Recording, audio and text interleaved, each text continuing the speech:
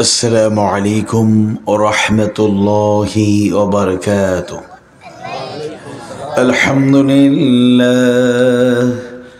الحمد لله نحمده ونستعينه ونستغفره ونؤمن به ونتوكل عليه، وأشهد أن لا إله إلا الله وحده لا شريك له، وأشهد أن سيدنا سندنا حبيبنا ومولانا محمد. أعوذ بالله من الشيطان الرجيم. بسم الله الرحمن الرحيم. ووصينا الإنسان بوالديه حسنا، وإن جاهداك لتشرك بي ما ليس لك به علم فلا تطعهما، إلي مرجعكم فأنبئكم بما كنتم تعملون. وقال تعالى: إن الله وملائكته يصلون على النبي يا أيها الذين آمنوا صلوا عليه وسلموا تسليما. اللهم صل على محمد وعلى آل محمد كما صليت على إبراهيم وعلى آل إبراهيم إنك حميد مجيد. اللهم بارك على محمد وعلى آل محمد كما باركت على إبراهيم وعلى آل إبراهيم إنك حميد مجيد. لا إله إلا الله. একটু মহব্বতের সাথে আল্লাহকে স্মরণ করি। লা ইলাহা ইল্লাল্লাহ। সুবহানাল্লাহ ওয়ালহামদুলিল্লাহ। সুবহানাল্লাহ ওয়ালহামদুলিল্লাহ। লা ইলাহা ইল্লাল্লাহ। নেই কেহ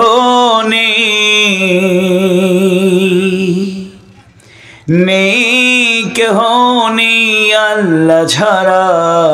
লা ইলাহা ইল্লাল্লাহ। লা ইলাহা ইল্লাল্লাহ। লা ইলাহা ইল্লাল্লাহ। লা ইলাহা ইল্লাল্লাহ। তোমার সৃষ্টি যদি হয় এত সুন্দর, না জানি তাহলে তুমি কত সুন্দর, কত সুন্দর সেই কথা ভেবে ভেবে কেটে যায় লগ্ন, ভরে যায় তৃষিত অন্তর। না জানি তাহলে তুমি কত সুন্দর। লা ইলাহা ইল্লাল্লাহ, লা ইলাহা ইল্লাল্লাহ। যে মানুষ মানুষের বেদনায় কেঁদেছিল আজীবন মদিনায়, যে মানুষ মানুষের বেদনায় কেঁদেছিল আজীবন মদিনায়, সে মানুষ যদি এত সুন্দর না জানি তাহলে তুমি কত সুন্দর, কত সুন্দর। লা ইলাহা ইল্লাল্লাহ, লা ইলাহা ইল্লাল্লাহ, لا إله إلا الله محمد رسول الله صلى الله عليه وسلم ربي زدني علما رب اشرح لي صدري ويسر لي أمري واحلل عقدة من লিসানি يفقهু قولي। বাংলাদেশের ঐতিহ্যবাহী জেলা, শিক্ষা দীক্ষা ইতিহাস ঐতিহ্য, যে জেলার সুনাম সুখ্যাতি সর্বত্র ছড়িয়ে পড়েছে, সুনামগঞ্জ জেলার সদর উপজেলার অন্তর্গত গৌরারগের অন্যতম একটি জনপদ হোসেনপুর। সে হোসেনপুরে অবস্থিত সুলতানা পারভিন মসজিদ নুরানিয়া হাফিজিয়া মাদ্রাসার উদ্যোগে আয়োজিত দ্বিতীয় বার্ষিক ওয়াজ মাহফিলের সমাপনী অধিবেশনের মুহতারাম সভাপতি, আজকে আমার পাশে বসে আছেন যাদের একান্ত সহযোগিতা, আন্তরিকতা, যাদের পরিবারের সাপোর্ট এবং ভালো উদ্যোগ আমাদের এই মসজিদ এবং মাদ্রাসা প্রতিষ্ঠার ক্ষেত্রে এবং পরিচালিত হচ্ছে তাদের সহযোগিতা আন্তরিকতায়। তন্মধ্যে অন্যতম সুনামগঞ্জের সুপরিচিত ব্যক্তিত্ব, বিশিষ্ট রাজনীতিবিদ, সমাজসেবক, শিক্ষানুরাগী জনাব সেলিম ভাই, এবং ধারাবাহিকভাবে সভাপতিত্ব করেছেন টোকের বাজার মাদ্রাসার মুহতামিম উস্তাজুল আসাতিজা আলেমে দ্বীন মাওলানা আব্দুল ওয়াহাব সাহেব হাফিজাহুল্লাহ।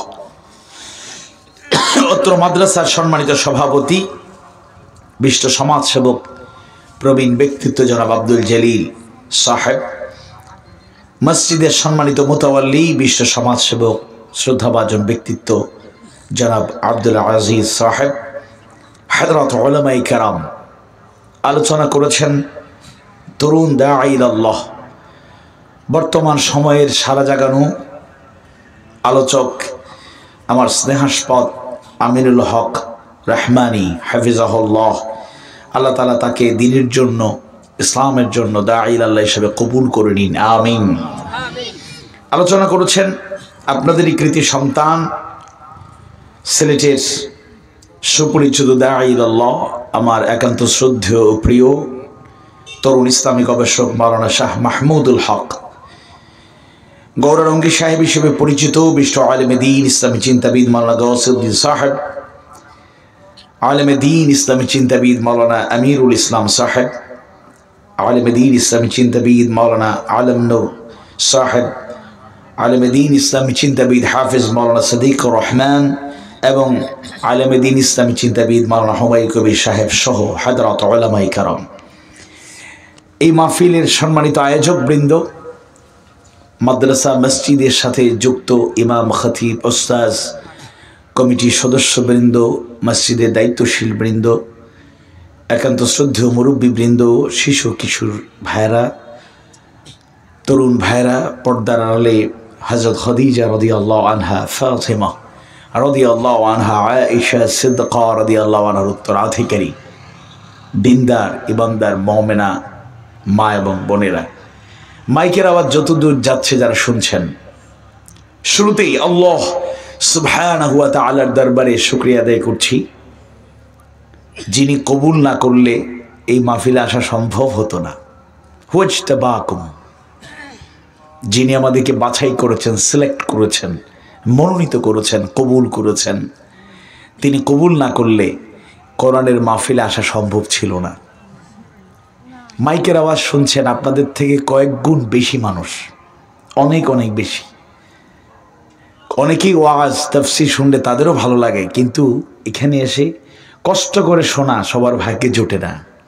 বাড়িতে বসে, রাস্তাঘাটে বসে দাঁড়িয়ে দূর দূরান্ত থেকে শোনা, আর কষ্ট করে কোরআনের মজলিসে, হাদিস সুন্নাহর আলোচনা হয় যে মজলিসে, সেই মজলিসে হাজির থাকা নিঃসন্দেহে এটা সৌভাগ্যের ব্যাপার। আল্লাহর কাছে দোয়া করি যাদের সুযোগ আছে, সুস্থ আছেন, খুব দীর্ঘ রাত পর্যন্ত আলোচনা হবে না, অল্প কিছু আলোচনা হবে, যদি আমাদের মাবুদ আল্লাহ সুবহানাহু ওয়া তাআলা কবুল করে নেন ইনশাআল্লাহ। যাদের সুযোগ আছে, যারা সুস্থ সবল যুবক কিংবা মুরব্বী হলেও যাদের এই শক্তি সামর্থ্য আছে, কষ্ট করে বসতে পারবেন, আল্লাহ এরকম লোকদেরকে তুমি এই মাহফিলের জন্য কবুল করে না, বলেন আমিন। এবং শুরুতেই কথাটা বলতে চাই, নিঃসন্দেহে আমরা যারা কোরআনের মাহফিলে এসেছি, এতক্ষণ এর পূর্ব পর্যন্ত যা আলোচনা হয়েছে কোরআন থেকে, হাদিস সুন্নাহ থেকে আলোচনা হয়েছে। আমাদের বানানো কোনো কিস্সা কাহিনী বলার জন্য আমরা আসি না, কোরআন থেকে, হাদিস সুন্নাহ থেকে সঠিক কথাগুলো তুলে ধরার জন্যই আমরা আসি। এক সময় এই দেশে ওয়াজের নামে, সভার নামে, এরকম দ্বীনি অনুষ্ঠানের নামে কিস্সা কাহিনী, বানোয়াট, মিথ্যাচার, আজগবি গল্প বলে সময় কাটানো হতো। এখনো নাই, আমরা বলবো না, কিন্তু অধিকাংশ জায়গাতেই যেহেতু আল্লাহ তাআলা নগণ্যই গোলাম, বৃহত্তর সিলেটে বাড়ি হলেও, আপনাদের একজন সন্তান হলেও আপনাদের অঞ্চলের প্রতিনিধিত্ব করি, সারা দেশেই কম বেশি আল্লাহ তাআলার এই গোলামকে আল্লাহ তাআলা কথা বলার সুযোগ দেন। সেই হিসাবে বলছি, লম্বা সফর করে শেষ করলাম, আগামীকাল বড়লেখা মৌলভীবাজারের মাহফিল করেই একটানা 18 দিনের জন্য চট্টগ্রাম, কুমিল্লা বিভাগে চলে যাব ইনশাআল্লাহ, যদি আল্লাহ কবুল করেন। সেই হিসাবে বলতে চাই, এই টেকনাফ থেকে তুতিয়া, রূপসা থেকে পাথরিয়ার প্রতিটি প্রান্তরে যেখানে আমরা যাচ্ছি, আল্লাহর শুকরিয়া, মাহফিল যেরকম বাড়ছে কল্পনা করতে পারবেন না। এক সময়ে যে ময়দানগুলোতে গান ছিল, কনসার্ট ছিল, অশ্লীলতা, বেহায়াপনার ছড়াছড়ি ছিল, আজকে সেই সব ময়দানে আজকে কোরআনের আওয়াজ উচ্চকিত হচ্ছে, হাদিস সুন্নাহর আওয়াজ উচ্চকিত হচ্ছে, বলেন আলহামদুলিল্লাহ। এই ময়দান, এই অবস্থা থাকবে না ইনশাআল্লাহ। আজকের যে ময়দান, আমাদের হাফিজিয়া মাদ্রাসা আর মসজিদের যে ময়দান, আমি কমিটিকে আশ্বস্ত করে বলতে চাই, ইন্নামাল আ'মালু বিন্নিয়াত, আয়োজকদের নিয়ত যদি সহি থাকে, যারা দাঈ ইলাল্লাহ হিসেবে আসবেন তাদের নিয়ত যদি সহি থাকে, শ্রোতা কম হলেও প্রত্যেকের নিয়ত যদি সহি থাকে, আল্লাহ চাইলে এই ময়দান একদিন উর্বর হবে, মাহফিলে বড় প্যান্ডেল করে জায়গা দিতে পারবেন না ইনশাআল্লাহ।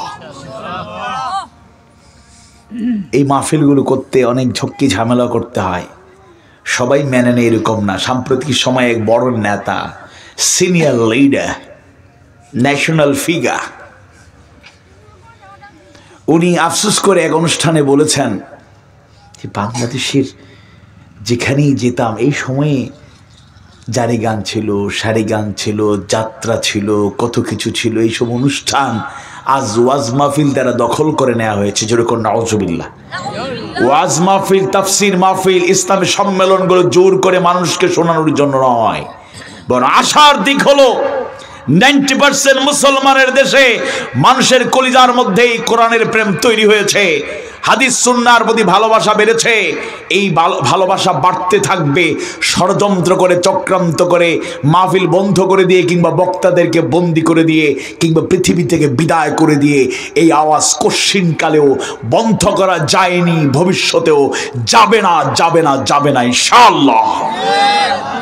ওইসব নেতাদের পরিষ্কার করে বলতে চাই, আল্লাহর আয়াতকে, আল্লাহর বিধানকে তিনি সমুন্নত রাখবেন, বিরোধিতা করে এটাকে মুছে ফেলা যাবে না।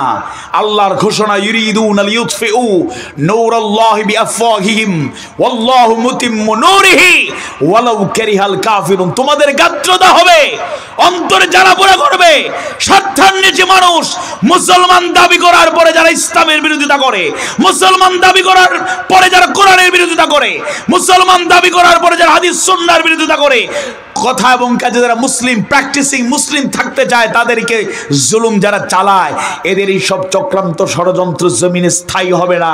ইসলামের আলোকেই আগামী দিনে দেশ সুন্দর জাতি পাবে, সুন্দর সুখী সমৃদ্ধ বসুন্ধরা হবে, যদি কবুল করে নেন কে? আওয়াজ বাড়ি বলুন, কবুল করে নেন কে? এই জন্য আল্লাহ তাআলার কাছে দোয়া করছি, আল্লাহ এই মসজিদ আর হাফেজিয়া মাদ্রাসা এখানেই যেন থেমে না থাকে। হাফেজিয়া মাদ্রাসার সময়ের ব্যবধানে যেন একটি পরিপূর্ণ বড় আলেম তৈরি, হাফেজ কোরআনের পাশাপাশি আলেম দ্বীন, ইসলামী চিন্তাবিদ, ইসলামী স্কলার। সেলিম ভাইয়েরা, ওনাদের পরিবারের সদস্যরা কষ্ট করছেন, এই কষ্ট একদিন তৃপ্তিতে পরিণত হবে। ওনারা শুকরিয়া আদায় করবেন, আমাদের কষ্ট, আমাদের অর্থ, আমাদের পরিশ্রম কাজে লেগেছে বলেন ইনশাআল্লাহ। শুরু হয় কিন্তু এরকমই, অল্প অল্প করে শুরু হয়। একটা কথা আছে, morning shows the day, morning shows the day, সকাল বলে দিনটা কেমন যাবে। যেহেতু প্রতিষ্ঠানের সূচনা লগ্ন থেকেই দিনেরই খিদমত এই বৃহত্তর এলাকার অনেকের হৃদয়ে ঠাঁই করে নিয়েছে, আমরা আশাবাদী এই প্রতিষ্ঠান, এই মসজিদের মাধ্যমে দিনের খিদমত বাড়তে থাকবে, ইসলামের আলো ছড়িয়ে পড়বে ইনশাআল্লাহ। আর ভূমিকায় কথা না বাড়াই, মূল কথায় চলে যাই। এবং মূল কথাও যে খুব দীর্ঘ করব এরকম নিয়ত নাই, আমার নিয়ত ছিল অন্য একটা বিষয় আলোচনা করব। আমি মাহমুদ ভাইকে জিজ্ঞেস করলাম কি কি বিষয় আপনারা আলোচনা করেছেন, উনি বললেন। আর পাশাপাশি আমার সেলিম ভাই ওনার একটা পছন্দের বিষয় বললেন। তো ওনার একটা কথা আর আমার একটা কথা, দুইটা জোড়া লাগাইয়া ইনশাআল্লাহ আল্লাহর কালাম থেকে একটা আয়াত কারিমার আলোকে আমি আলোচনা করব। আল্লাহ তাআলা কবুল করুন, বলুন আমিন। আমরা সবাই মিলে আল্লাহর কাছে সাহায্য চাই, অল্প হোক আর যতক্ষণ হোক, খুব দীর্ঘ নয়, কথা আমরা বলবো এবং শুনবো। দূর দূরান্ত থেকে মা বোনেরাও যারা শুনছেন, আপনারা কাজ গুছিয়ে, আওয়াজ ভালো আছে, শুনতে পাচ্ছেন, শুনেন, দুনিয়া আখিরাতে ফায়দা হবে ইনশাআল্লাহ। আবার বলছি, আমি মাহমুদুর রহমান দেলাওয়ার, আমি আমার ব্যক্তির কথা বলতে আসি নাই, আমার পরিবারের কিস্সা কাহিনী বলতে আসি নাই, কিংবা রাজনৈতিক কোনো মতাদর্শের চিন্তা প্রকাশ করার জন্য আসি নাই। কালাম থেকে, আল্লাহর কালাম, কালামুল্লাহ হুদাল লিন্নাস ওয়া বাইয়িনাতিন মিনাল হুদা ওয়াল ফুরকান, মানবতার হেদায়েতের কিতাব থেকে আমরা আলোচনা করব ইনশাআল্লাহ। আমি আপনাদের সামনে কোরআনুল কারীমের 29তম সূরা, অর্থবহ তাৎপর্যমণ্ডিত সূরা, সূরা আল আনকাবুত, সূরা আল আনকাবুত থেকে 8ম আয়াতে কারিমা, 8 নম্বর আয়াতে কারিমা বাছাই করে নিয়েছি। আমরা এই আয়াতে কারিমা তেলাওয়াত করব, স্মরণবাদ পেশ করব এবং এই আয়াতের আলোকে মৌলিক দুটি কথা, কয়টি কথা? মাত্র দুটি কথা। একটি কথা হলো, সন্তান হিসাবে পিতামাতার সাথে সর্বোত্তম আচরণ করতে হবে, সবচেয়ে ভালো ব্যবহার করতে হবে, সদ্ব্যবহার করতে হবে। দরকার আছে না নাই? দ্বিতীয়ত মূল কথা হলো, বাবা মা আমাদের কাছে খুব সম্মান মহব্বতের জায়গা দখল করে আছেন, তাদের ঋণ কোনোদিন শোধ করা যায় না। কিন্তু সেই বাবা মাও যদি আমাকে শিরক করতে বলেন, চাপ প্রয়োগ করেন, আল্লাহর সাথে শরীক করার কোনো বিষয় যদি আমাদেরকে বল প্রয়োগ করেন, এরপরও বাবা মাকে আমরা প্রাণের চাইতে বেশি ভালোবাসি, কিন্তু আল্লাহর সাথে শরীক করার কথা বললে শিরিক করা যাবে না। বাবা মাকে উদাহরণ হিসাবে দেয়া হচ্ছে এই কারণে যে বাবা মায়ের চাইতে আপন এই দুনিয়ার আমাদের কেউ নাই, অর্থাৎ বাবা মা এত আপন, সেই বাবা সেই মা যদি আমাকে শিরিক করতে বলে, আল্লাহর সাথে শরিক করতে বলে, আল্লাহর গোলামি ছেড়ে দিতে বলে, নামাজ বন্ধ করে দিতে বলে, রোজা রাখতে নিষেধ করে, সত্য কথা বলতে নিষেধ করে, মিথ্যা কথা শিখায়, বাজে কাজ গুনার দিকে ধাবিত করে, তাইলে সেই বাবা মারও আনুগত্য করা যাবে না। আনুগত্য করতে হবে একমাত্র কার? আওয়াজ বাড়ি বলুন, কার? কোরআন হাদিসের দলিল, রাসূল সাল্লাল্লাহু আলাইহি ওয়াসাল্লামের জীবনের সুন্দর আদর্শ, উসওয়ায়ে হাসানা এবং সাহাবায়ে কেরামের জীবনের উজ্জ্বল দৃষ্টান্তের আলোকে আমি চেষ্টা করব আমাদেরকে এই আয়াতের কারিমার আলোকে আমি যেন নিজে আরো উদ্দীপ্ত হয়ে যেতে পারি, শিক্ষা নিয়ে যেতে পারি, আপনারাও উপকৃত হতে পারেন। আল্লাহ তাআলা কবুল করুন, বলুন আমিন। আমরা সবাই মিলে তাউজ তাসমি আউযু বিল্লাহি বিসমিল্লাহ একসাথে পড়ি, শয়তানটাকে একটু দূরে ঠেলে দেই, মনোযোগ বাড়াইয়া দেই, আর এই আয়াতে কারিমার আলোকে আসুন আমরা একটু আলোচনা করি। সূরা আল আনকাবুত ৮ নম্বর আয়াত, যেখানে দুটি গুরুত্বপূর্ণ ফয়সালা আল্লাহ তাআলার পক্ষ থেকে এসেছে।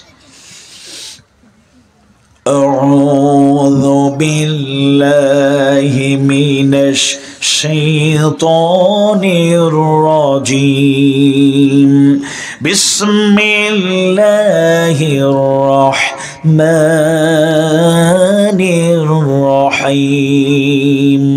ووصينا الإنسان بوالديه حسنا وإن جاهداك لتشرك بي ما ليس لك به علم فلا تطعهما إلي مرجعكم فأنبئكم بما كنتم تعملون। আল্লাহ সুবহানাহু ওয়া তাআলা মানবতার হেদায়েতের কিতাব হুদাল লিন্নাস ওয়া বাইয়িনাতিন মিনাল হুদা ওয়াল ফুরকান, মানবতার হেদায়েতের কিতাব আমাদের জন্য, জীবনের জন্য বেস্ট গাইডলাইন, মর্যাদাময় কিতাব আমাদের জীবনে। এর চাইতে গুরুত্বপূর্ণ কোনো কিতাব, এর চাইতে গুরুত্বপূর্ণ কোনো নির্দেশনার গ্রন্থ নাই। সেই আযীম কিতাব কোরআনুল কারীমের 29তম সূরা আল আনকাবুতের ৮ নম্বর আয়াতে কারিমায় জানায়া দেন, আর আমি মানুষকে নির্দেশ দিয়েছি তার পিতামাতার সাথে সদাচরণ করতে, সদ্ব্যবহার করতে, উত্তম আচরণ করতে। তবে যদি তারা তোমার উপর প্রচেষ্টা চালায় আমার সাথে এমন কিছুকে শরীক করতে যার সম্পর্কে তোমার কোনো জ্ঞান নেই, তখন তোমার করণীয় হলো ফালা তুতিউহুমা, সুতরাং তোমরা তাদের আনুগত্য করবে না, তাদের নির্দেশ মেনে চলবে না। সুবহানাল্লাহ। আমার দিকেই তোমাদের প্রত্যাবর্তন, অতঃপর তোমরা যা করতে আমি তা তোমাদেরকে জানিয়ে দেব। ইমানদার ভাইরা, মুমিন মুমিনা ভাই বোনেরা, এই আয়াতে কারিমায় আল্লাহ 2টা ফয়সালা জানায় দিলেন। 1 নাম্বার হলো, সন্তান হিসাবে আমি আমার জায়গা থেকে আমার ইমানি দায়িত্ব, আমার অপরিহার্য দায়িত্ব হলো যতদিন বেঁচে থাকবো পিতামাতার সাথে সর্বোত্তম আচরণ করব, ব্যবহার করব। কশিনকালেও এমন কোনো আচরণ করা যাবে না, এমন রূঢ় ব্যবহার করা যাবে না, মিসবিহেভ করা যাবে না যার কারণে পিতামাতা কষ্ট পেয়ে যান। তারই সাথে সাথে আল্লাহ সুবহানাহু ওয়া তাআলা জানায়া দেন, সেই পিতা কিংবা মাতা কিংবা উভয়জন কিংবা একজন যদি আমার সাথে শরীক করার মতো কাজের ব্যাপারে তোমাদের উপর চাপ প্রয়োগ করেন, এরপরও কি চাপ প্রয়োগ করার পরে কি আল্লাহর সাথে শরীক করা যাবে? ফালা তুতিউহুমা,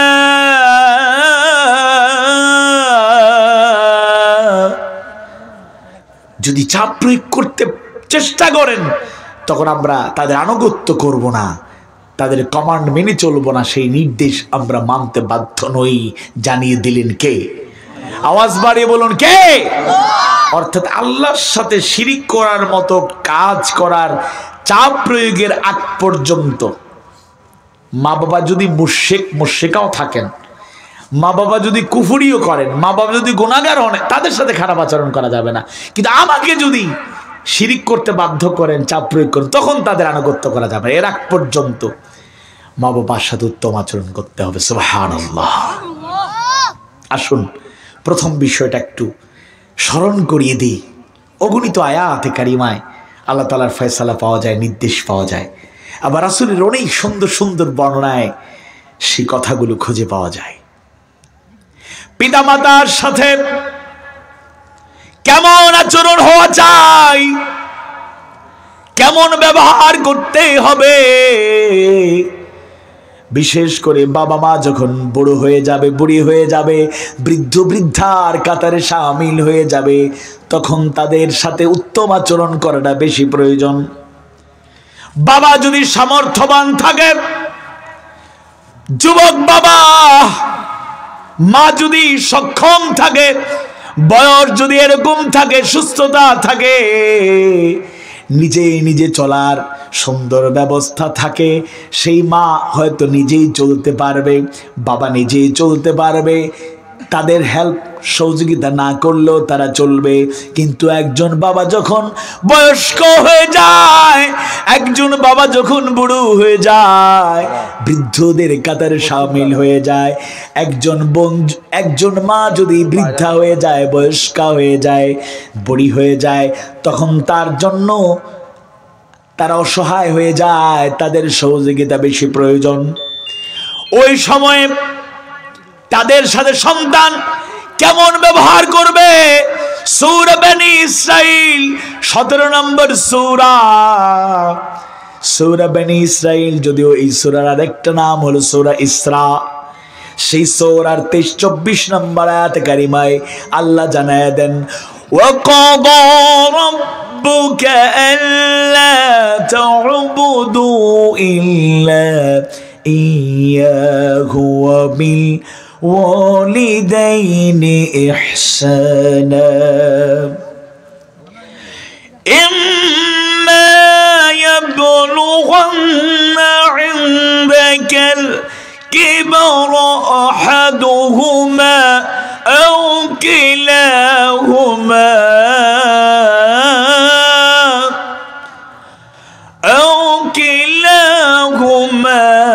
فلا تقل لهما أف ولا تنهرهما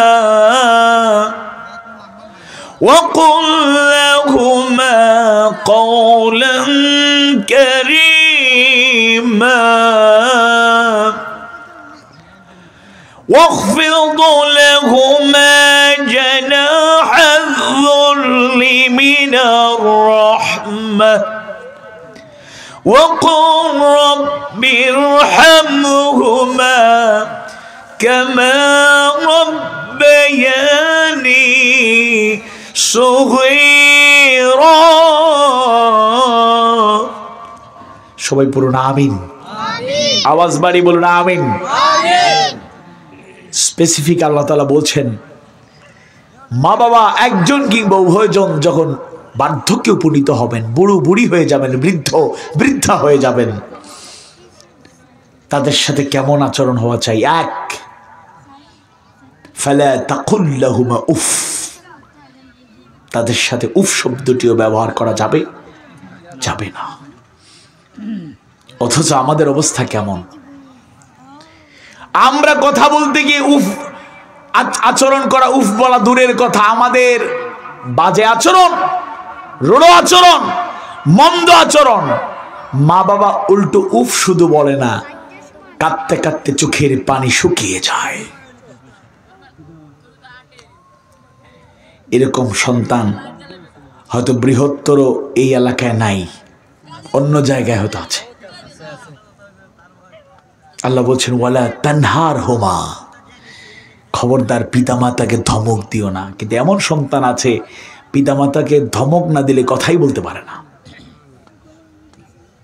আল্লাহ বলছে ফালা ওয়ালা তাকুল লাহুম ওয়া কাওলান ওয়ালা তানহারহুমা ওয়া কুল লাহুমা কাওলান কারীমা ওয়া কুল লাহুমা কাওলান কারীমা। তাদের সাথে সম্মানজনক পদ্ধতিতে তোমরা কথা বলো। কিন্তু আমরা এমন সন্তান, কপাল পোড়া সন্তান আছি, তাদের সম্মান দিয়ে কথা বলতে পারি না। عن أبي هريرة رضي الله عنه قال قال رسول الله صلى الله عليه وسلم رغم عنفه رغم عنفه رغم عنفه। আবু হুরায়রা রাদিয়াল্লাহু আনহু থেকে বর্ণিত, আল্লাহ রাসূলের ব্যাপারে তিনি বলেন, আল্লাহ রাসূল 3 বার বদুয়া করলেন, তার নাক ধোলায় মলিন হোক, তার নাক ধোলায় মলিন হোক, তার নাক ধোলায় মলিন হোক, অর্থাৎ সে অপমানিত হোক, অপদস্থ হোক, লাঞ্ছিত হোক। 3 বার বদুয়া করলেন। কাইলা মান ইয়া রাসূলুল্লাহ, প্রশ্ন করা হলো, হে আল্লাহ রাসূল ওই কপাল পোড়া লোকটাকে? কালা, আল্লাহ রাসূল জানায়া দিলেন, মান আদরাকা ওয়ালিদাইহি ইনদাল কিবারি আহাদুহুমা আও কিলাহুমা সুম্মা লাম ইউদখিলিল জান্নাহ।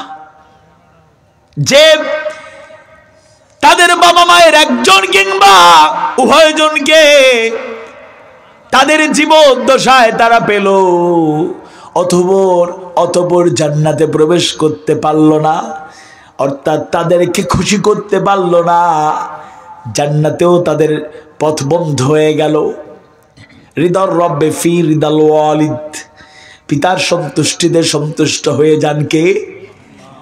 আর পিতার অসন্তুষ্টিতে আল্লাহ আমাদের মাবুদ অসন্তুষ্ট হয়ে যান। সন্তান হিসাবে আমি বড় হয়ে গিয়েছি, অনেক বড় হয়ে গিয়েছি, বড় ব্যবসায়ী হয়ে গেলাম, বড় চাকরিজীবী, সমাজে দেশে রাষ্ট্রে আমার অনেক সুখ্যাতি, আমি অনেক বড় নেতা হয়ে গিয়েছি, আমার সম্মানের কোনো অভাব নাই, এমন বড় হয়ে গিয়েছি, বাবা মাকে আমি হয়তো খিদমত করি, তাদের সহযোগিতা করি, কিন্তু মাঝে মধ্যে এমন সন্তানও পাওয়া যায় বাবাকে প্রশ্ন করতে পারে, বাবা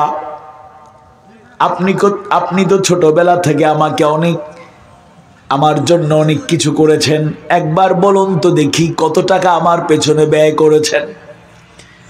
বাবা বলে, বাবারে এত বেশি টাকা খরচ করি নাই, হয়তো হিসেবে রাখি নাই, এত বেশি খরচ করি নাই, হিসেব করেও খরচ করি নাই। সন্তান এবার গল্প করে, বাবা তুমি আমার তত্ত্বাবধানে, আপনি আমার তত্ত্বাবধানে 10 বছর থেকে 15 বছর, জানেন কি আপনার পেছনে কত খরচ করেছি? টাকার হিসেব করলেন, দুনিয়ার সম্পদ তার পেছনে খরচ করার হিসেব করলে একজন গরিব গ্রামের একজন বাবার তুলনায় তোমার আমার অনেক ব্যয় হয়ে যেতে পারে। তুমি এর সাথে তুলনা করে যদি চিন্তা করো ঋণ পরিশোধ করছি, নিঃসন্দেহে এটা তোমার ভুল ধারণা, কারণ কোনো বাবা মায়ের ঋণ কোনোদিনও শোধ করা যায় না। প্রবাসে যারা আছেন, সন্তান ছোট্টবেলা থেকেই বাবা প্রবাসে থাকার কারণে বিদেশ বাড়ি থেকে যখন যা প্রয়োজন, পড়ালেখা করাতে গিয়া, পরিবার চালাতে গিয়া, চাহিদা পূরণ করতে গিয়া সব তিনি উৎসর্গ করেন। কত মানুষ এরকম খবর পাওয়া যায়, কথাবার্তায় বললে হুজুর চলে এসেছি, আর যাব না, বয়স বেশি হয় নাই, 45, 47, 50 হয় নাই, বিদেশ বাড়ি থেকে, মধ্যপ্রাচ্য থেকে বাড়ি ফিরে আসলো, একটানা 15-20 বছর প্রবাস জীবনে ছিল, কিংবা কম বেশি সময়ে ছিল।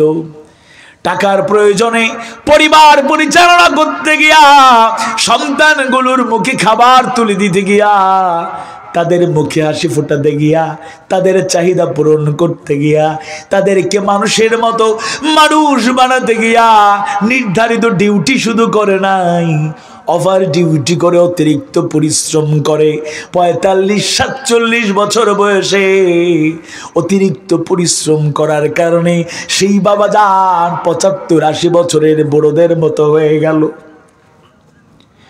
তুমি বাবার ঋণ শোধ করবা। বাবার যৌবনের সুস্থ অবস্থার 20টা বছর, 20 কোটি নয় 20,000 কোটিও যদি তুমি বাবাকে টাকা দিয়ে দাও, বাবার ওই পরিশ্রমের 20টা বছর, প্রতিটা পরিশ্রমের দিন অসুস্থ হয়ে গেল যেই বাবা সারাটা জীবন তোমার জন্য অতিরিক্ত পরিশ্রম করে তার যৌবনকাল যখন আনন্দে কাটানোর কথা, স্ত্রীর সাথে থেকে সন্তানদের পাশে থেকে থাকার কথা, 7 সমুদ্র 13 নদী পাড়ি দেয়া সেই বাবা তার যৌবনকাল প্রবাদ জীবনে কাটালো, এবার বাড়ি আসলো, শরীর এমন দুর্বল হয়ে গেল। তুমি কি খাওয়াতে চাও? খাওয়ানোর তো অভাব নাই, কিন্তু বাবা খেতে পারে না, বয়স হয়ে গিয়েছে, দুর্বল হয়ে গিয়েছে। তুমি আরামের বিছানায় তাকে শুয়ে থাকতে দাও, কিন্তু এমন অসুস্থতায় বাবা পড়ে গিয়েছে, তোমার এই আরামের বিছানা এয়ার কন্ডিশন রুমও যদি তুমি তাকে দাও, যতই খিদমত করো তার ওই সময়ের সেই সময়টা তুমি কোনোদিনও ফেরাতে পারবে না। তুমি বাবার ঋণ শোধ করবা কেমনে? ছোট্টবেলায় ছোট্ট ছোট্ট মাসুম বাচ্চাগুলো, আমরাও ছোট ছিলাম, ছোট্টবেলার কথা যদি মনে পড়ে যায়, ঈদ আসলে আমরা 6 ভাই বড় পরিবার, ছোট আরো 2 বোন, ছোটবেলাতেই বাবা হারিয়েছি, কিন্তু সেই স্মৃতিগুলো একটু একটু মনে পড়ে যায়। ঈদ আসলেই প্রত্যেকের চাহিদা, কখনো পাঞ্জাবি পছন্দ হয় নাই, কিংবা ছোট্টবেলায় শার্ট ব্যবহার করেছি, শার্ট কালার পছন্দ হয় না, আমি পরবো না, এটা বদলায় দিতে হবে। ঈদের রাতে, আগের রাতে এনেছেন, রাত 1টায় বাবা বেরিয়ে গেলেন, সন্তান কাঁদতেছে, তার পছন্দ হয় নাই, আবার বদলায় নিয়ে আসতে হবে। ছোট্টবেলায় চাহিদার কোনো শেষ ছিল না। ঈদের প্রত্যেকটা ঈদেই গরিব বাবা হলেও, ঋণ করে ধার করে কর্জে হাসানা গ্রহণ করে হলেও বাবাকে সন্তানের চাহিদা পূরণ করতে হয়েছে। কিন্তু সন্তান হিসেবে যারা আজ বয়স হয়ে গেল, বুঝ হলো, এবার ভাবুন তো দেখি, সেই সময় একটা বার কি কখনো ভেবেছি আমরা ভাই বোন সবাই তো নতুন জামা পরলাম, নতুন কাপড় পরলাম, কিন্তু বাবা ঈদের পরে যায় নিজের জন্য কিছু কিনলো না। বাবা চিন্তা করে আমি একটা পোশাক কিনলে আমার মেয়েকে, আমার ছেলেকে ভালো পোশাক দেয়া যাবে না, তাই বাবারা ঈদের পরে যায় নিজের জন্য কিছু কিনে না। সারাটা জীবন কোরবানি করে তোমার জন্য কাটায়া দিল, বুড়ো বয়সে আজ খেতে পারে না, রাতের পর রাত যায়, শরীর দুর্বল, ঘুমাতে পারে না, অসুস্থতায় বাসা বেঁধেছে। সেই বাবাকে যতই টাকা খরচ করার গল্প শোনাও না কেন, তার ঋণ কোনোদিন শোধ করা যাবে? আল্লাহ রাসূলের বর্ণনা থেকে পাওয়া যায়, মায়ের মর্যাদা 3 গুণ বেশি। হকের ব্যাপারে প্রশ্নের উত্তর দিতে গিয়ে আল্লাহ রাসূল বললেন, জিজ্ঞেস করা হলো আমাদের খিদমত পাওয়ার হকদারকে, 1 ক্বালা উম্মুকা, আল্লাহ রাসূল বললেন তোমার মা। ক্বালা সুম্মা মান, জিজ্ঞেস করা হলো তোর কে?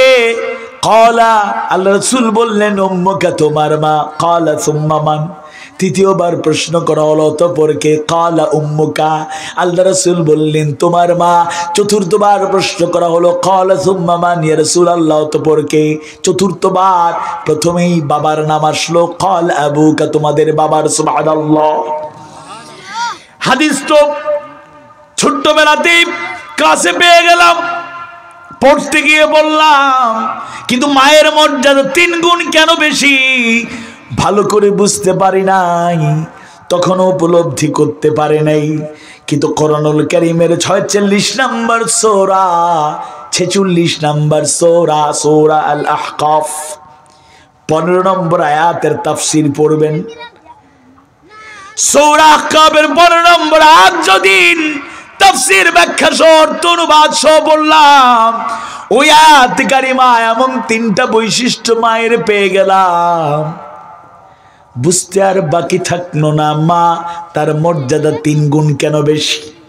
আল্লাহ তাআলা জানায় দেন, ওয়া ওয়াসাইনাল ইনসানা বিওয়ালিদাইহি ইহসানা হামালাতুহু উম্মুহু কুরহান ওয়া ওয়াদা'atuhu কুরহা ওয়া হামলুহু ওয়া ফিসালুহু 30 শাহরা।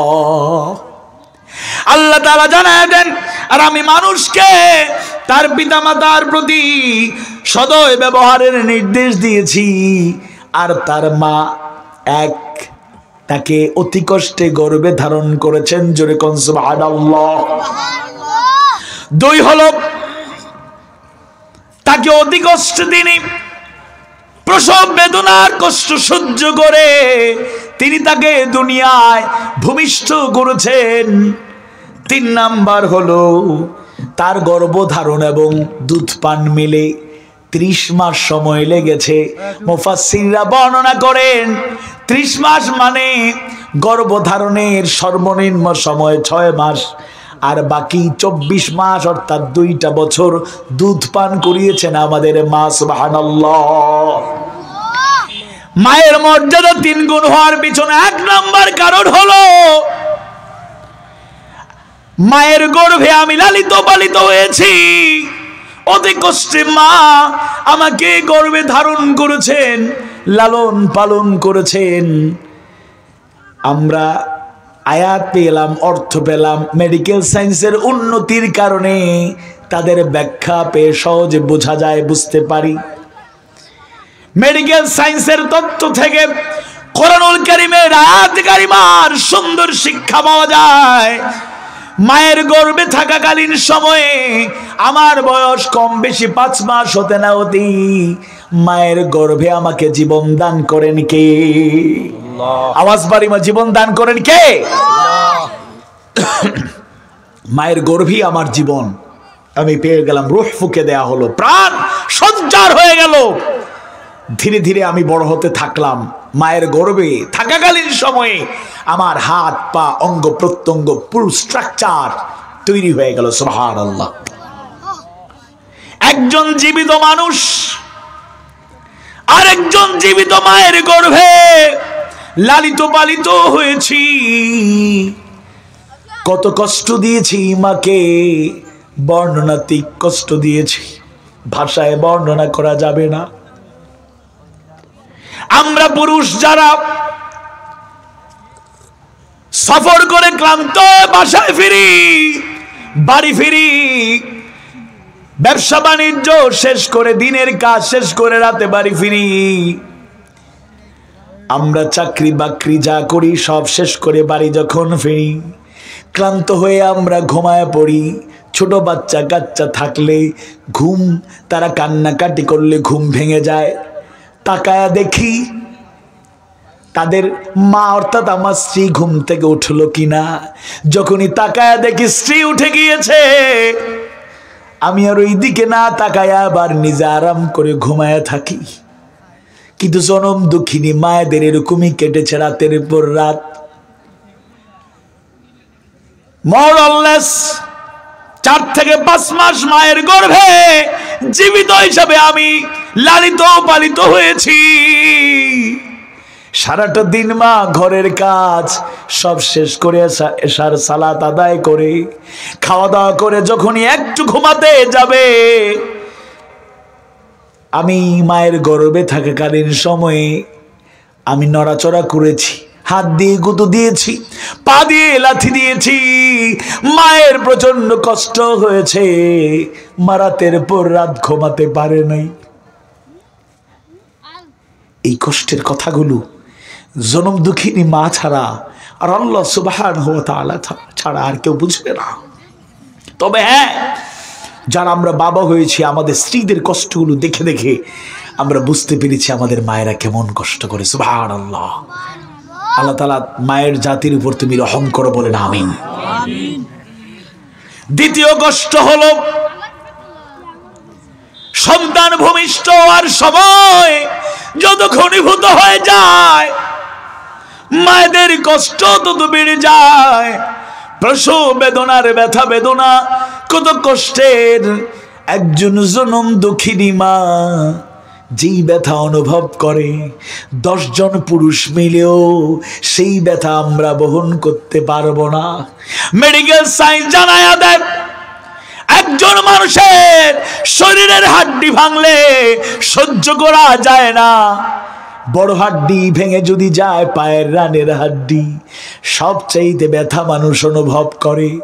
হসপিটালে যদি নিয়ে যায়, অভিজ্ঞ ডাক্তার দেখার পরেই বলবে ইনজেকশন পুশ করে অবশ বানাইয়া দাও, নতুবা লোকটা সহ্য করতে পারবে না, চিৎকার করবে, কান্নাকাটি করবে। হার্ট দুর্বল হলে হার্ট অ্যাটাক করে দুনিয়ার থেকে বিদায় হয়ে যেতে পারে। একটা হাড্ডি ভাঙার যন্ত্রণা সহ্য করা যায় না। মেডিকেল সায়েন্স জানায়া দেয়, জনম দুঃখিনী মা প্রসব বেদনার কষ্ট যা সহ্য করলো, 1টা 2টা 4টা 5টা হাড্ডি ভাঙার যন্ত্রণা নয়, 20টা হাড্ডি ভাঙার যন্ত্রণা এক জায়গায় করলে যেই পরিমাণ কষ্ট মায়ের হয়, 20টা হাড্ডি ভাঙার যন্ত্রণা একত্রিত করলে যেই পরিমাণ কষ্ট হয়, জনম দুঃখিনী মা প্রসব বেদনার সময় এর চাইতেও বেশি কষ্ট করেছে। জোরে কোন সুবহানাল্লাহ। মায়ের অবদান কেমনে ভোলা যায়? 2 বছর দুধ পান করেছি। ছেলেরা বলতে পারে দুধ পান করেছি, এটা আমার কি, তেমন কিছু তো না, কিন্তু এটা কত বড় ক্ষতি করেছে মায়ের, কল্পনাও করতে পারবেন না। সন্তান যদি হয় 5 জন, একজন 2 বছর দুধ পান করলে 5 সন্তান 10 বছর মায়ের দুধ পান করলো।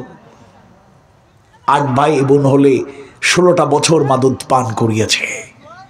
খাওয়া দাওয়া করে যা পুষ্টি, ভিটামিন, প্রোটিন তার শরীরে জমা হয়, তার সারা নির্যাস চুষে চুষে আমরা খেয়ে ফেলেছি। একটু বয়স বাড়ার পরে মায়েদের ডাক্তারের কাছে গেলে কোনো রোগ বালাই নাই, কিন্তু ডাক্তার বুঝে ভিটামিন ওষুধ দেয়, এটা কন্টিনিউ করেন, চালায় যান। কারণ এই মায়ের ভিটামিনের সংকট আমরা তৈরি করেছি, চুষে চুষে মায়ের দুধ পান করেছি, মায়ের শরীরের অপূরণীয় ক্ষতি আমরা করেছি। আল্লাহ মায়ের জাতির উপর তুমি রহম করো, বলে না আমিন। আজ খুব পড়ছে মনে মাকে, আজ খুব পড়ছে মনে মাকে, মায়ার বাঁধনে আমায় বেঁধেছে, স্নেহের ছায়ায় আমায় বেঁধে যে মা রোদ সয়েছে, আজ খুব পড়ছে মনে মাকে। দুঃখ শোকে সবাই যখন আমায় দূরে ঠেলেছে, মা তো তখন আপন হয়ে হাত দুটি ধরেছে। দুঃখ শোকে সবাই যখন আমায় দূরে ঠেলেছে, মা তো তখন আপন হয়ে হাত দুটি ধরেছে।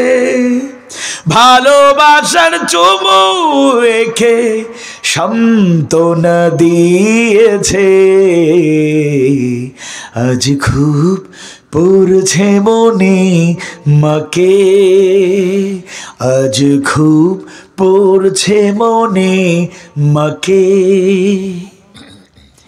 মনের মাধুরী মিশিয়ে প্রথম ডেকেছিলাম মাকে,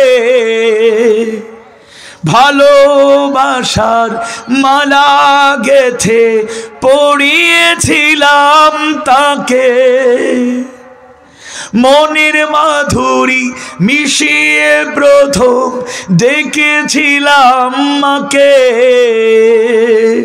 ভালোবাসার মালা গেথে পড়িয়েছিলাম তাকে, তার বিদায়ে জীবন ধূসর মরুভূমি হয়েছে। আজ খুব পড়ছে মনে মাকে, আজ খুব পড়ছে মনে মাকে। আমার দুঃখ দেখে যে মা আঁচলে মুখ ঢাকে, সেই মা আমায় একাকী ফেলে জান্নাতে কিভাবে থাকে। আমার দুঃখ দেখে যে মা আঁচলে মুখ ঢাকে, সেই মা আমায় একাকী ফেলে জান্নাতে কিভাবে থাকে। জানি সেথায় মা যে আমার পথ পানে চেয়ে আছে। আজ খুব পড়ছে মনে মাকে, আজ খুব পড়ছে মনে মাকে, আজ খুব পড়ছে মনে মাকে। যারা জীবিত আছেন মা হিসেবে আল্লাহ তাদের হায়াত তৈয়বা দান করুন, বলুন আমিন। সুস্থ রাখুন, হেফাজত রাখুন। আর যারা চলে গেলেন আল্লাহ তাআলা তাদেরকে জান্নাতুল ফিরদাউসের বাসিন্দা করুন, বলুন আমিন। সন্তান হিসেবে কোনোদিন বাবা মাকে যেন কষ্ট না দেই, তাদের খেদমত যেন করি, নিঃস্বার্থ মহব্বত যেন করি। ছোট্টবেলায় অসহায় ছিলাম, সেই বাবা মা কত দুষ্টুমি করেছি, কোনোদিন আমাদেরকে এমন আঘাত করে নাই কিংবা আমাদেরকে দূরে ঠেলে দেয় নাই। আমরা যেন তাদেরকে দূরে ঠেলে না দিই, আল্লাহ কবুল করুন, বলুন আমিন। আর বাবা মাকে একটা কথা বলতে চাই, বাবা মাকে একটা কথা বলতে চাই, সেটা হচ্ছে যদি সন্তানকে চক্ষুশীতল সন্তানকারী সন্তান হিসাবে যদি পেতে চান, সন্তান আপনার কলিজার টুকরো হবে, চক্ষুশীতলকারী হবে, তাইলে আল্লাহ রাসূলের একটা ছোট্ট নির্দেশ, আকরিমু আওলাদাকুম ওয়া আহসিনু আদাবাহুম, সন্তানদেরকে তোমরা সম্মান করো তথা ভালোবাসো, মহব্বত করো বেশি বেশি। ও আহসিনু আদাবাহুম, তাদেরকে উত্তম আদব কায়দা তালিম তারবিয়ত দাও, কোরআন শিক্ষা দাও, হাদিস সুন্নাহ শিক্ষা দাও। তাহলে সে তোমাকে ভুলে যাবে না, তোমার কদর করা থেকে দূরে থাকবে না, মহব্বত করবে, সম্মান করবে ইনশাআল্লাহ। আপনার সন্তানকে ডাক্তার বানাতে চান, বানান, সাথে সাথে কোরআন হাদিসের জ্ঞান দেন, ইলম দেন।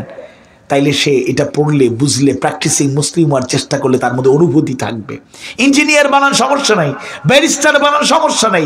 দুনিয়ার বিশ্ববিখ্যাত নলেজেবল পারসন বানান, কোনো আপত্তি করি না। কিন্তু ইলমুল ওয়াহির জ্ঞান দেওয়া ছাড়া, কোরআন হাদিসের শিক্ষা দেওয়া ছাড়া তাকে প্রকৃত সন্তান হিসাবে পাওয়া আশা করা যায় না।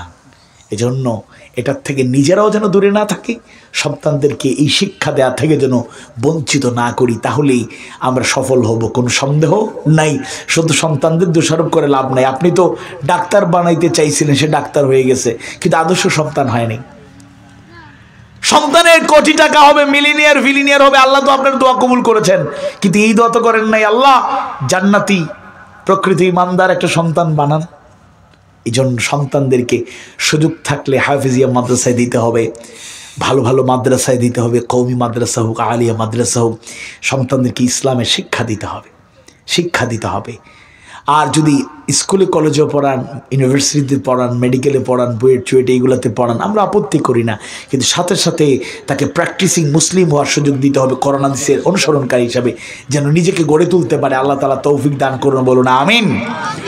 দ্বিতীয় বিষয়টা অতি সংক্ষেপে বলে আমি শেষ করব ইনশাআল্লাহ। সেই মা বাবা যদি শিরিক করার জন্য চাপ দেন, শিরিক করা যাবে? বাবা মায়ের ঋণ কোনোদিন শোধ করা যায় না, কিন্তু এর মানে এটা নয় তারা শিরিকের কথা বললে আমরা শিরিক করে ফেলব।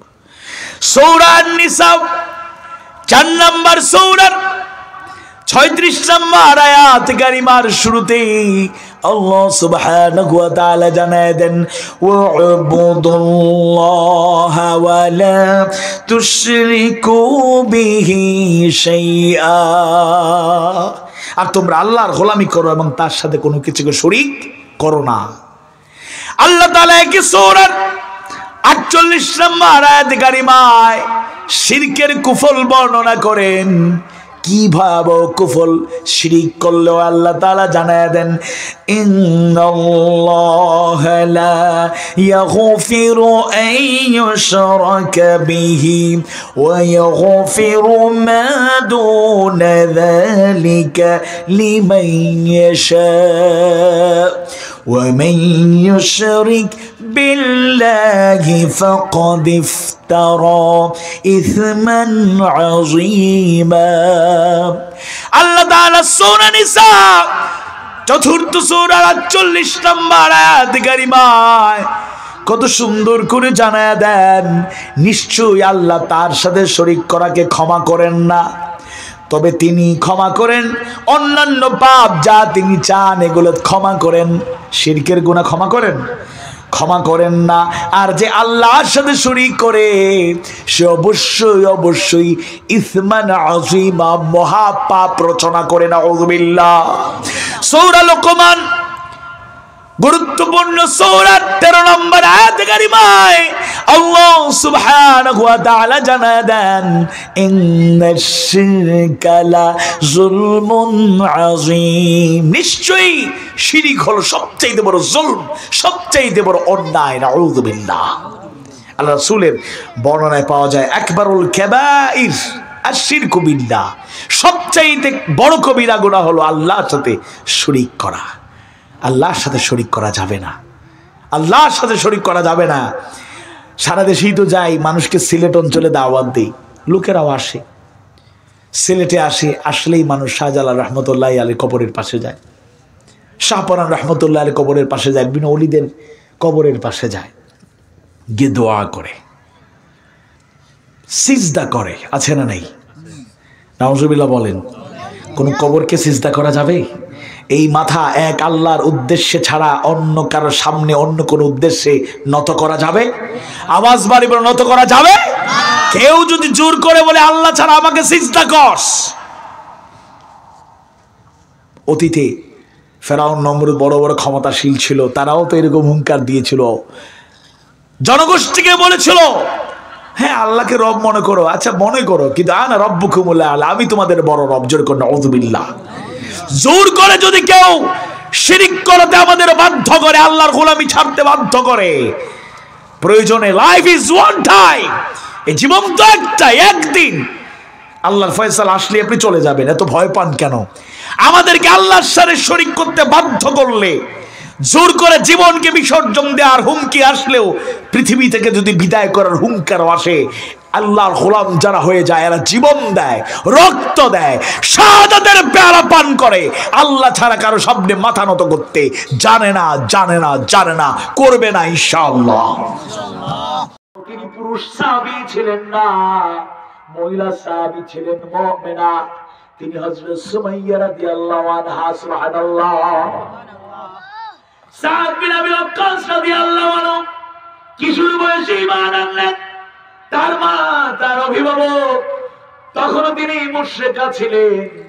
যখন খবর পেয়ে গেলেন সাদ বাপ দাদা 14 গোষ্ঠী জীবন আদর্শ ভুলে গিয়া আল্লাহর গোলামি গ্রহণ করেছে, সন্তানকে তিনি বুঝাতে চাইলেন, ফিরে আসার তাগিদ দিলেন। সন্তান নিজের ঈমান মজবুত, তার আদর্শের উপর তিনি অটল বিচল। জীবন যাবে আল্লাহকে ভোলা যাবে না, জীবন যাবে রাসূলের আদর্শ ছাড়া যাবে না। সুবহানাল্লাহ। সন্তান উল্টো দাওয়াত দেয়, মা দেখলো সন্তানকে কিভাবে ফেরানো যায়, তিনি চিন্তা করলেন সাদ তো আমার কলিজার টুকরো, ওই সন্তান যে কোনদিন আমার অবাধ্য হয় নাই, আমার কথার উল্টো কাজ করে নাই, খুব বিনয়ী, আমাকে প্রাণের চেয়ে বেশি ভালোবাসে। সুবহানাল্লাহ।